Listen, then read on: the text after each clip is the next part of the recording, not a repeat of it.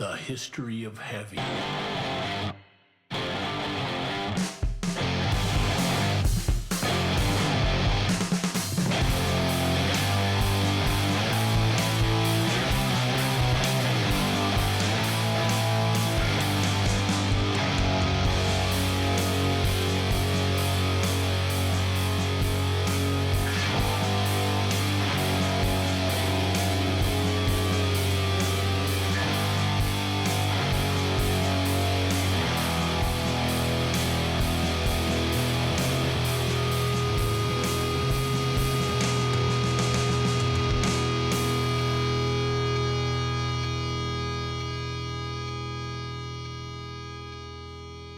Hello and welcome to the History of Heavy, episode 44. This is the podcast that traces the chronology of heavy music across genre, song by song. I am one of your two co-hosts, Michael Huntsman in Sebastopol, California. And that right there is Big Daddy Dave Lieberman coming at you live from the Richmond district of San Francisco, California. Heyo. Heyo. Dave, we've cleared the year 2025, and it is now 1973. How you feeling? Feeling good, Mike. We are trucking through our list, and we're entering a period of a lot of transition, a lot of change, a lot of things are happening in music, and we're going to get into all those things. Yeah, we've done some things. Last time we did our kind of best of 2025 episode. We ended 1972 talking about Sabbath's Volume 4. Only two songs prior to that to represent 1972. Did I get those years right? And we are now moving into 1973. That is correct. We have a number of songs for this year. Again, we are not particular about the number of songs that we talk about for any given year. Our one sort of hard rule about the songs we talk about, with the exception of Black Sabbath, is that we only talk about one song per band. And tonight, that band is Alice Cooper, or the Alice Cooper Band, or the Alice Cooper Group, which I will talk about in a second. But before I talk about that, Dave, I assume we are going to go into your cultural corner, and you are going to set the stage for the year of our Lord, 1973. Days. Control.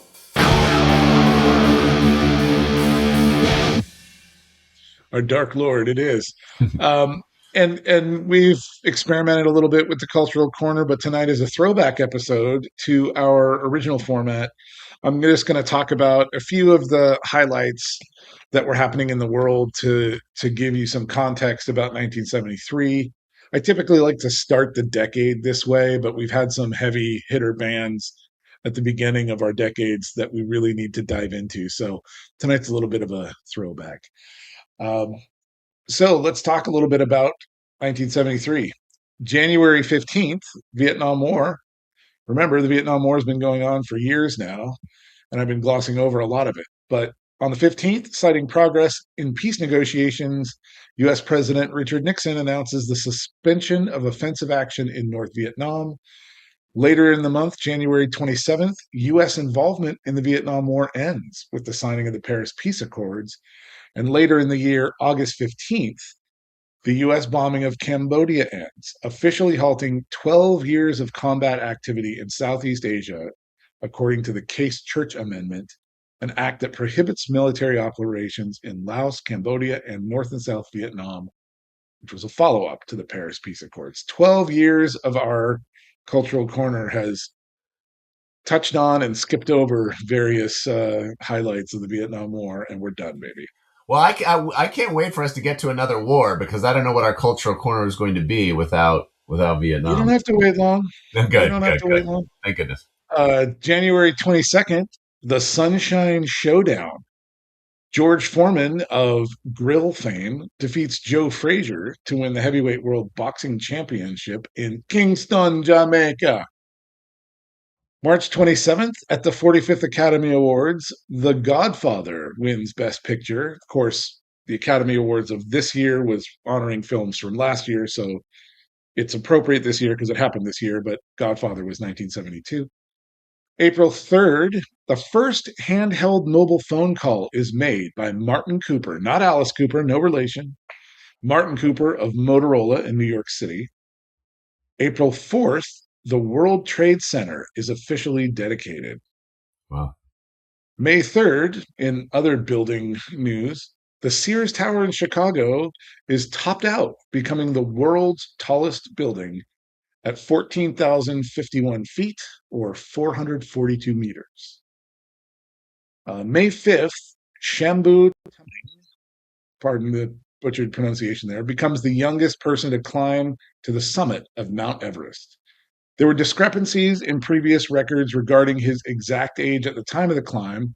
While most sources claimed he was 16, it's now believed he was 17 years old.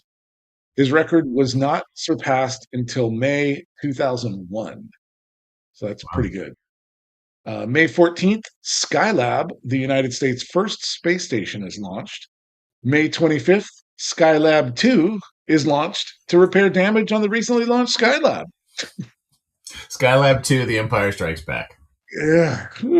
June 24th, Leonid Brezhnev addresses the American people on television, the first Soviet leader to do so. June 28th, elections are held for the Northern Ireland Assembly, which will lead a power sharing between Unionists and Nationalists in Northern Ireland for the very first time. July 16th, the Watergate scandal. Former White House aide Alexander Butterfield informs the United States Senate Watergate Committee that President Richard Nixon has secretly recorded potentially incriminating conversations. August 23rd, the Norrmalmstorg robbery occurs, famous for the origin of the term Stockholm Syndrome. Oh. In sports, September 20th, Billie Jean King beats Bobby Riggs in a singles tennis match billed as the Battle of the Sexes. And unfortunately, on that day, Jim Croce and Maury Muehlheisen, I believe his name is Muehlheisen, and 4 others are killed in a plane crash shortly after takeoff following a concert at Northwestern Louisiana University. October 20th, the Saturday Night Massacre. U.S. President Richard Nixon orders Attorney General Elliot Richardson to dismiss Watergate Special Prosecutor Archibald Cox. Richardson refuses and resigns, along with Deputy Attorney General William Ruckelshaus. Solicitor General Robert Bork, third in line at the Department of Justice, then fires Cox. Robert Bork would later go on to be a Supreme Court nominee that did not make it, and also created the term borked. If you've worked with tech people and their code doesn't work, it is borked. Yeah. Robert Bork, ladies and gentlemen. The event prompts calls for Nixon's impeachment. Also that day, the Sydney Opera House in Australia is opened by Queen Elizabeth II after 14 years of construction. This is a big one. October 26, 1973, Washington, D.C., History of Heavy co-host, Black Sabbath aficionado, and super good-looking guy Dave Lieberman is born. Yay! Yay! October 30th, the Bosphorus Bridge in Istanbul, Turkey is completed, connecting the continents of Europe and Asia over the Bosphorus Strait for the first time in history. I crossed that bridge last summer. November 7th, the Congress of the United States overrides President Richard Nixon's veto of the War Powers Resolution, which limits presidential power to wage war without congressional approval. Ladies and gentlemen, I'm going to say this one again. The moment we are living in is very relevant. The Congress of the United States overrode Nixon's veto of the War Powers Resolution. The War Powers Resolution limited the power to wage war without congressional approval. He vetoed it. Congress said they vetoed his veto. The president does not have the authority to wage war without Congress's approval, ladies and gentlemen. Moving right along. Record of the year, Joel Dorn, producer, and Roberta Flack for The First Time Ever I Saw Your Face, performed by Roberta. Time ever I saw I wrote a report on that song in 5th grade, and my dad had the album, and I remember listening. My very first experience with podcasting was You and in your written dad. format. Yeah. Album of the year was the concert for Bangladesh with a whole bunch of people: George Harrison, Phil Spector, Eric Clapton, Bob Dylan, Billy Preston, Leon Russell, Ravi Shankar, Ringo Starr, and Klaus Vorman. Song of the year was also The First Time Ever I Saw Your Face. The songwriting credit went to Ewan McCall. And the best new artist was America. So Oh, that's the backdrop for our discussion on Alice Cooper and the Alice Cooper experience. That's not their name, but I think that's a fair moniker. it is a fair moniker. I will tell you all about Alice Cooper and his experience in just a moment. But you touched on America. First of all, a lot happened in 1973. All these years, it's crazy when you look back and just get a 2 minute snapshot of any given year, how much does happen. And this was a big one. But the fact that you called out The First Time Ever I Saw Your Face as one of your earliest memories of kind of falling in love with the song or recognizing the song, America's The Horse with No Name, A Horse with No Name, actually, is the song that I consider my first ever favorite song. That Wow. my very earliest memory of like identifying a song and understanding that a song could be used to tell a story was A Horse with No Name by America. So Wow. that's a big one for me. And Alice Cooper's kind of a big one too. So let's talk about Alice. So the Alice Cooper Group, formed in Phoenix, Arizona in 1968, the year of yours truly's birth. The original lineup consisted of singer Vincent Furnier, guitarist Glenn Buxton, guitarist and keyboardist Michael Bruce, bassist Dennis Dunaway, and drummer Neil Smith. The group made frequent road trips to Los Angeles and quickly became a notorious live act thanks to their increasingly elaborate shock rock driven stage show. During this earlier period, Furnier adopted the stage name Alice Cooper, which is how all of the band's future releases would be credited, not to the Alice Cooper Group, not to the Alice Cooper Band, though they were often billed as those two things live. Every album release was credited simply to Alice Cooper and early on mistakenly identified as Vincent Furnier as being Alice. The intent was for that to be the name of the group. He adopted the persona, and ultimately all things Alice Cooper were Vincent, but not early on, not during these early days. After one of those particularly memorable gigs, they caught the attention of one Frank Zappa, who immediately signed the band to his Straight Records label for a 3-album deal. Those first two releases, Pretties for You, released in 1969, and Easy Action, released in 1970, gained little attention, but on the strength of their chart-topping single I'm 18 from their third album, Love It to Death, they would grow to become one of America's few glam rock bands to achieve mainstream success. That success would lead them to a contract with Warner Brothers Records, who released their fourth album, Killer, on November 8th, 1971, which peaked at 1973, which peaked at number 21 on the Billboard 200, and its two singles, Under My Wheels and Be My Lover, would both chart on the Billboard Hot 100 singles chart. Tonight, we are talking about track 3 from Killer, that is Halo of Flies, about which Alice would say was the band's attempt to be King Crimson, which I thought was interesting. So, Dave, tell me about your history, opinion, and experience with the Alice Cooper Group and what you thought of Halo Flies. All right. I hope you're sitting down. I'm ready to Um, go. so my experience with them goes back some ways, but I only remember knowing about I'm 18, school's out. Um, then there was one other that I'm Elected blanking. maybe was huge. No Oh, More that Mr. was Nice Guy. No More Mr. Nice Very good Guy. for them. In my, CD club scamming days, I got a hold of a Best of Alice Cooper or something. And so all those songs were in my rotation for a period of time. And I found it to be very kind of straight ahead rock. right? I wasn't privy to any of the shock rock visuals. It was just music. And I thought it was very well produced, tight, both catchy and edgy at the same time. He's known for his raspy voice, but these are all really good musicians, and it all came through. So my connection with Alice Cooper was fairly benign. I'd never heard this song. I don't know this album. And I got through this song exactly twice. I did not like it. And what I did not like about it was what you say. It's trying to be a King Crimson song. It's like it's everywhere all at once and nowhere at all. It keeps changing, and um it didn't hold me fast because it kept changing its position.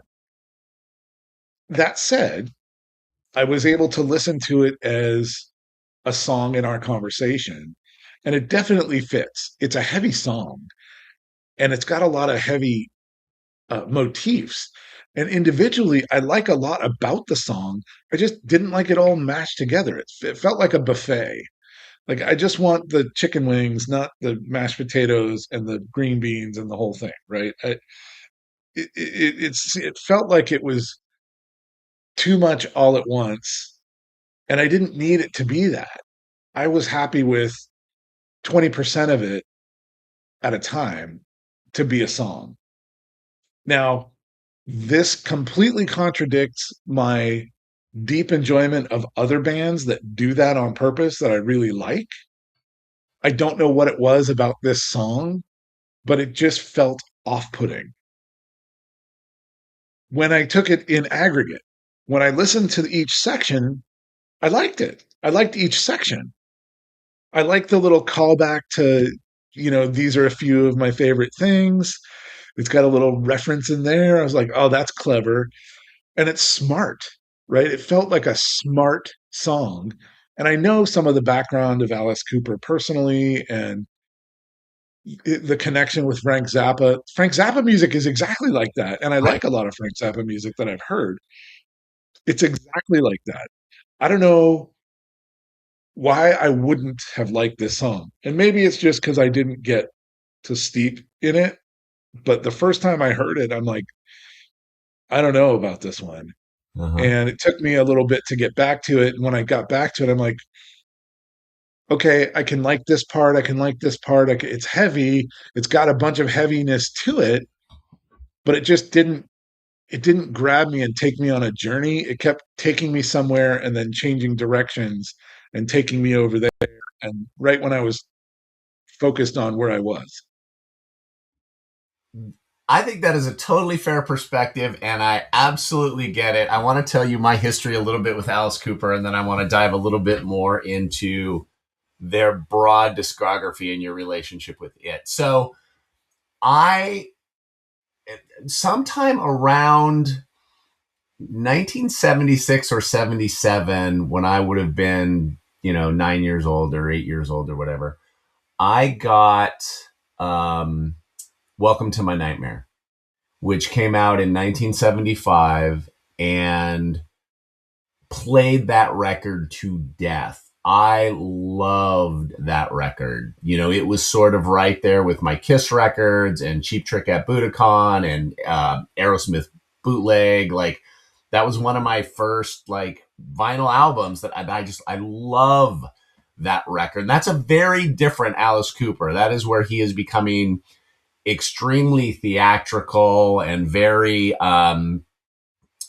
of orchestrated, less hard Mhm. rock and more schlocky Meatloaf. kind of.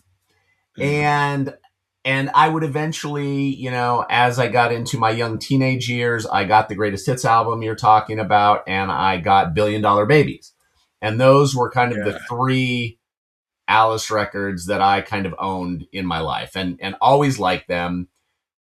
The 80s hits, and as everyone did at the time, Alice Cooper went to cash in on the kind of lighter, poppier, heavy metal craze that was hitting the airwaves and ultimately MTV. Did not at all connect with that. I don't like any of that period of Alice Cooper. Poison and Constrictor, and he had a number of hits. He got big again in the 80s, and I aggressively dislike all of that music. Come sort of just before right out of high school into college, through knowing you in college, through present day, I became increasingly obsessed with 70s hard rock and rediscovering some of those childhood favorites, but also discovering new favorites, as we are doing all the time on this podcast. You know, the obvious ones like Ted Nugent and Sammy Hagar and Montrose and Aerosmith and all of those, and then the things like Atomic Rooster and Budgie and whatever. Alice Cooper became a deep dive for me. I became obsessed with the early Alice Cooper records and the Alice Cooper group stuff, specifically those first 4 records, including this record and then Billion Dollar Babies. Love all of those records, but specifically the way Halo of Flies got on my radar and made me fall in love with it was around 2005 or 2006 when Jello Biafra released an album called Zieg Howdy with the Melvins as his backing band. So it was, I think, the second album. He made a few albums with the Melvins, but the second one had a cover of Halo of Flies on it. And I didn't recognize it as an Alice Cooper song. I was just like, here's this kick-ass Melvin song with Jello singing, and the Melvins put out like an acoustic version of it shortly after that, and I just loved the song, and then went back and discovered the Alice Cooper. It's sort of like my relationship with Diamond Head, you know, that I only heard Am I Evil and the Prince and all that stuff, obviously, like a lot of us did, well after Metallica had already made them sound a specific way. But going back and rediscovering Halo Flies, I fell in love with it. I'm not sure I wouldn't have had the same reaction that you've had if I didn't hear Alice's version first, because it is a little bipolar. It's kind of all over the place. Yes, that's how it felt. But I have a soft spot for it because I love that Jello and the Melvins version of it. And there's also, and I'm not sure I'm going to be able to articulate this, but there is a specific fondness I have for Alice Cooper, and it's not unique to Alice Cooper. There's a lot of bands I feel this way about where, you know, again, these early records I have a specific opinion of and an appreciation for that I think I give the songs and the sonics and the production and all that stuff a little bit of slack that I probably wouldn't if they were by another band or if I only just discovered them recently. So hearing your reaction isn't actually surprising. It makes sense to me, but I think I like it more and appreciate it more just because of my history with Alice Cooper and how I connected to this song. That makes a lot of sense to me. I am curious now to hear the Melvins Jello version of it because I'm a fan of both of them. It's great. You'll love it. And I have to wonder the same thing. Had I come to that version first, how would I feel about it? And would I come to this version more? And again, like I said, I didn't like it. I didn't dislike it. It just didn't. I don't have a craving for it. You know, I have this conversation with Monica, my wife, all the time. She loves Indian food, and she's like, "Oh, but you don't like it." It's like, no. It's not that I don't like it. It's that I never crave it. I don't ever think about it. Every time I sit down and eat Indian food, I like it. It just never occurs to me to do that until somebody else says so. Right? We get Indian delivery every Sunday night because we love it so much. I love Indian food. Yeah. And again, that was a lot of period of time. I worked at a company that had a large contingent of Indian people, and we had lunch delivered, and so twice a week we had Indian food, and it was like, okay, now I'm starting to crave it, right? Because now I've got I had enough, like a critical mass of it to like ping my brain and override the pizza imperative. But I feel like that is probably the case here because all the elements are there for me to like it. It's just, and maybe what it is was information overload. I didn't know what to focus on. I didn't know how to feel. I didn't know how to react because there was, element one, then element two, then element four, then element three, then element nine, then element. It wasn't even linear. It just felt choppy and um, bipolar is really a very good way of putting it. As I understand and examine it kind of out of body, when I listened to it the second time, I kept thinking, God, this is a good section. No, this is a good section. Yeah, this is really cool too. It had all the right elements. So maybe I just need to get a more of a relationship. It took me a long time to get into Rush, and I really like Rush. It took me a long time to get into Dinosaur Jr., and I really ended up liking Dinosaur Jr. So that's not it's not a death nail, like me and Alice, we could have a fling. So I want to talk more about Alice in a second, but I think your point about the disparate parts of the song is valid. And there's often songs that I feel like are overly long or overly complicated. We talk about it with Iommi, who is just the master, but where and this is not true of Iommi, but with Halo of Flies, those four parts probably would have been great four separate individual songs. Yes. They are just confusing things and herky jerky as they are crammed into one song. And honestly, I think, again, King Crimson is a good comp because that's often how I feel about King Crimson. Some of their music I can't stand. And it is for exactly the reason you described. I'm thinking of Mr. Bungle. Totally Mr. Bungle. First Mr. Bungle album. It was crazy all over the place. And that one, like, I kept wanting to like it, but it was hard for me to focus on something that was so chaotic. Mm-hmm. Every little chaotic piece was super precise, good music, well executed, highly produced. But boy, I could not listen to it. Yeah, I like that. I like that Mr. Bungle record. But what you're saying resonate. That's how I feel about the Mars Volta. That's another one. Yeah, another one. Like some of this stuff is awesome, but stop trying so hard. It's or just focus on this awesome part, and then that other part might be awesome if it wasn't interrupting this awesome part. Right. So talk about Alice a little bit, and that time when you were talking about Columbia Records and Tapes. Was that kind of young teen Dave? Was that pre-punk Dave? And kind of what was your impression of Alice, and how did it change or grow kind of over the years? So that was my late teens, early 20s Dave. It was my post high school, early college, whatever that was worth. But that really established my musical vocabulary for the next decade because I wasn't ever in a position to consume music. It was just something that was very peripheral to my budget.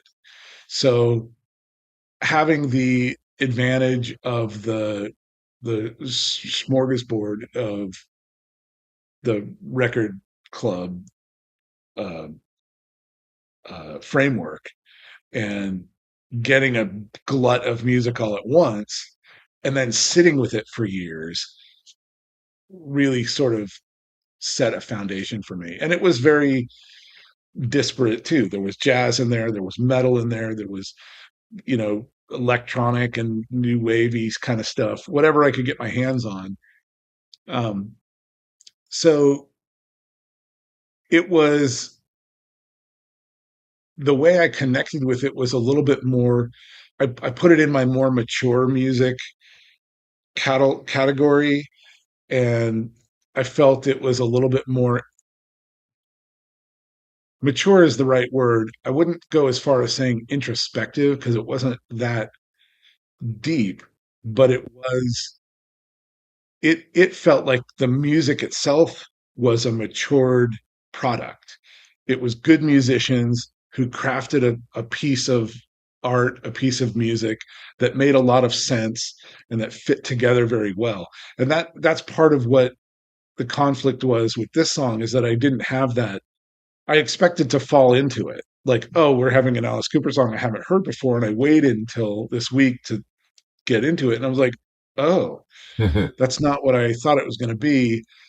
And that could be the distance I'm feeling, is just that it wasn't new old stock. It was new. It was net new. But yeah, my relationship with those older songs, and Billion Dollar Baby was another one that was in my rotation, So good. which I totally forgot about until you just said it. It's like, ah, man. And all those sound, like I said, this kind of maturity of songwriting and music writing that was in contrast to some of the more raw stuff I was listening to, that was more raw emotional, more metal stuff and punk rock stuff, Mm-hmm. and then was not as artistic as the jazz stuff. It had a more consumable pop appeal, even though I don't know that it was intended as pop. And I know that the performances were, he's credited with inventing shock rock. So having a audio only relationship definitely feels like it's one. I got one facet of the Alice Cooper, the gem of Alice Cooper. That's to me the most fascinating part of my personal relationship with Alice Cooper. My as I've talked about, my relationship with Kiss began with seeing what Kiss looked like and having decided that I already liked their music before I heard a note. And then my relationship with their music evolved over the years after I fell out of love with my first love, Kiss. My perspective on their music was that it was trash, was that, these songs suck. These guys are not good. They're only good because of their stage show. And I have come all the way full circle all these years later to no, these songs are great. I love these guys. But for many years of my life, I started my life in love with Kiss. Then I was like, these guys suck. And now I'm like, no, they're great. I mean, they're schlocky and whatever, but they're great. They're great because they suck. Like, yeah. That's why they're great. I mean, but even yes, and I mean, Black Diamond, Hard Luck Woman, 100,000 Years. There are some legitimately great songs in their catalog. But anyway, but my relationship with Alice Cooper was kind of the opposite, where even when I first got Welcome to My Nightmare as a kid, I don't think I was necessarily aware of Alice Cooper's image. That my relationship with Alice Cooper, my first kind of appreciation for his music was all about the music. It wasn't like this guy's crazy with guillotines on stage and whatever. Like, I wasn't really aware of that stuff. Yeah. And so my relationship with his music was like pretty pure, just appreciation of his music. And I would say even more so than Kiss, those guys could really write. You just said it. They wrote great songs and are really good players. And sure, mileage may vary or taste may vary song to song, album to album. But those first, 5 records? I mean, well, really that middle period, Love It to Death, Killer, School's Out, Billion Dollar Babies, those 4 records are all fucking great. And we got to talk about that in relationship to the podcast in a second, but I want to finish the kind of Alice appreciation first. And now, I have all of these, what I call muscle car and panel van playlists that are dedicated to mostly 70s hard rock, but also bands that were inspired by 70s hard rock and bands that sound like 70s hard rock. And, they ebb and flow. There is Alice Cooper littered across all of those playlists, and he fits so nicely in between like White Zombie and Caius, or Black Sabbath and Judas Priest. Like Alice Cooper just kind of works. And I think the shock rock stuff playing in the background helps, but that's not what made me kind of initially fall in love with his music, which I think makes me now appreciate it even more. Yeah, I like your positioning them as a juxtaposition or almost an adhesive between these other bands. Um, I feel like they help define that 70s feel, and they help give it more depth. Whereas bands like Sabbath, even Zeppelin, um, there's a lot going on in the 70s. And because it has ripples of bands that were established in the 60s and their legacy and kind of the gravity of their legacy, the 70s gets a little bit um muddled maybe. And so it's nice to have this element that helps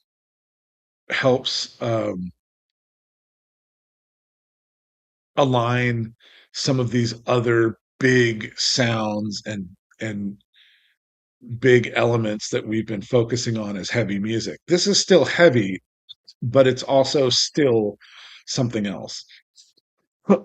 um, it belongs in our pantheon, and it rests on the heavy side of things, but it legit walks other lines, and it does it authentically. And so I like that it does that because it helps elevate the credibility of some of the stuff that we listen to and that we talk about that might be discarded as just heavy, like Sabbath. Or Sabbath is almost a cliche at this point because they're just so established and so fawned over, um, this podcast notwithstanding, um, that you can get lost in you can lose their place in the timeline and their context. So I like this. I like that we're talking about Alice Cooper, and I like this song as a good way to bring the Alice Cooper thread into our tapestry. Me too, and I think I like how you frame that. I think that's exactly right. I want to talk a little bit about the discography, and then we can wrap it up. But the discography specific to this podcast, and the clearest kind of proof that I have seen so far that this podcast is not generated by AI, and that is the very humanness of this podcast. Um, I made the playlist that includes Halo Flies many months ago, and we have edited and changed it and updated and added things to it since it was initially created, and always intended to have Alice Cooper on it. I imagine that Billion Dollar Babies, the song, was probably the original song that I had on the playlist because it's one of my personal favorites and it's heavy. That song, Billion Dollar Babies, the title track of the album Billion Dollar Babies, came out in 1973, which means the album Killer, that includes the song Halo of Flies, came out in November of 1971, which is why I tripped over that release date when I was talking about the album 30 minutes ago on this podcast. We are supposed to be talking about the year 1973. We just spent 40 minutes talking about a song that was released in 1971, thankfully by a band that was still very relevant in 1973. But Dave, I did all kinds of research. I've been thinking about this playlist and this song for a long time. I wrote my notes 1971. I looked at the discography repeatedly to prepare for this episode, and not until I clicked back to look at their discography to make sure I was clear on the date of when Welcome to My Nightmare came out, which, by the way, is credited to purely Alice Cooper, the person, not Alice Cooper, the band. Most of the band did not play on Welcome to My Nightmare, which came out in 1975. Did I realize that we were talking about a song that we should have been talking about 5 or 6 or 7 or 8 episodes ago? So that is the long disclaimer. We're only people, and that's on me, man. That I think I probably took out $1 Billion Babies and then put Halo of Flies in without swapping the positioning. That makes sense. And I just want to point out to our listeners, it took us 44 episodes to make a mistake. That's right. Our opinions have been perfect. Our taste has 100%. Been impeccable. And now we have one mistake. In fact, at the end of each episode, our opinions are chiseled in stone for the permanent record. That's this right. is fun. Yeah. Look, we were going to talk about Alice Cooper regardless of the year. I wouldn't want to scrap this episode because I so appreciate your cultural corner, and it was a good conversation. So we are cementing it here in place because that is when we talked about it.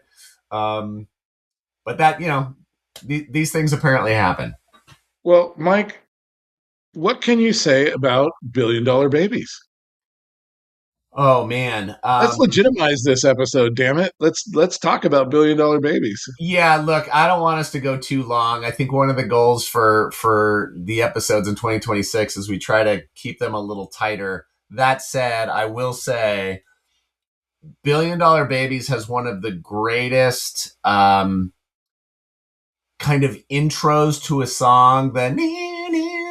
The sort of dual guitar, little kind of harmonics thing they're doing at the beginning, that builds into the groove before the first words are sung, which are $1 billion babe, and the intonation in Alice's voice, and that song fucking rules. I mean, that might be my favorite Alice Cooper song. It's that's a long conversation. I like that song more than Halo of Flies, but I thought Halo of Flies would be a more interesting conversation, which it probably was. I agree with that. I think that was I had never heard the song. I'm glad that I had the journey that I did. I was surprised by my own reaction, especially because I have liked other bands like Frank Zappa and like Mr.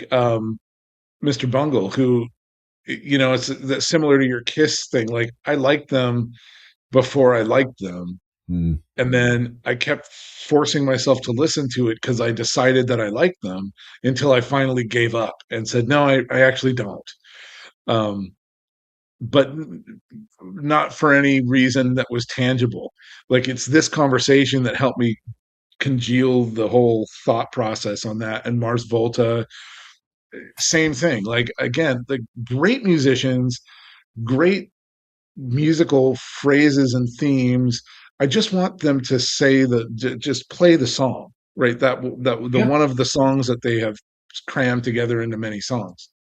I think some of it is you want to get what you signed up for, and that's it. That's it. Yes. When I can see that Halo of Flies is not necessarily what the listener has signed up for when they put on an Alice Cooper record. Yeah. So all of that said, I think I know where you stand, but I'll give you a chance to change your mind if you want it. It's Song v Song, Dave, where we pit our current champion songs against tonight's episode. That means we both have the same champion. That would be the Edgar Winter Group's Frankenstein from episode 41. It's been a few episodes since we talked about that. How's Alice Cooper and Halo of Flies going to do against Frankenstein, Dave? Tonight it's Frankenstein. Yeah, for me too. What knockers? Frankenstein surprised me, and I think it's going to hold on for a minute because I really, really like that song. And it's if it was $1 Billion Babies, it would probably have beaten Frankenstein, but Halo of Flies will not. So I will keep Frankenstein as well. We will take that song into next week. When you talk about the playlist and our song selections, I just added a song to the year of our Lord, and I promise, well, this one's kind of unique. I'll talk about that in a second. I added a song just yesterday to the playlist that we will now talk about the next week. This is the first time that we've added a song so late into the plan to discuss it. And I could not resist, and I'm glad I discovered this one in time to talk about it. Next week, we are going to talk about a song called Orexis of Death by a band called Necromandus. I had never heard of this band up until a couple of days ago, and I can't wait for you to listen to it and to get to know about this band's history before or when we talk about them next week. I think it'll be very interesting. And I first heard this band like almost 90 seconds ago. Yeah. Never heard of them. They're off my radar. This is going to be a very interesting one. And I promise, I was about to say I promise that this song came out in 1973, but this song actually was shelved in 1973 and didn't come out until 1999. It was supposed to come out in 1973. We will get into all of the details. Ladies and gentlemen, the judges will accept it. Perfect. This is going to be a fun one. I can't wait to talk to that one with you. I can already tell you, I don't know anything about this song. I've never heard this song, never heard this band, but Orexis of Death might be my next band name. Hell yeah, I got to get a umlaut or two in there, but we're ready to go. Over the X, probably. That will do it for this time. That was a little chaotic and a little fucked up, but also a lot of fun. So thanks, Dave. I, as always, enjoyed the conversation. Me too. I love this show. Me too. See you next time, guys. Stay heavy. Okay, thank you. Bye.